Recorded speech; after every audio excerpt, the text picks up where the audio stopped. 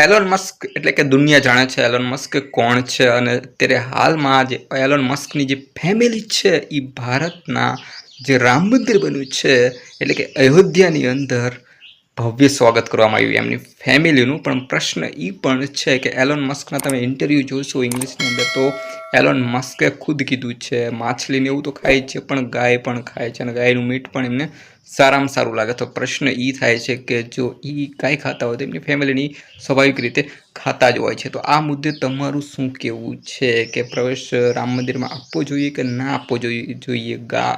ખાય છે એમને. જો કે ભારત દેશની અંદર હિન્દુ ધર્મની અંદર આપણે એવું માનીએ છીએ કે ગાય માતા છે અને છતાં જો એ બહારના લોકો ખાતા હોય તો આપણે એને પ્રવેશ આપી શકતા હોય તો ઘણી જગ્યાએ આપણે ભારતના જે હિન્દુ છે એના જ ઘણીવાર પ્રવેશ આપણે નથી આપી શકતા. તો આ પણ એક મોટો પ્રશ્ન છે. તમારું શું કહેવું છે કોમેન્ટમાં કહી શકો.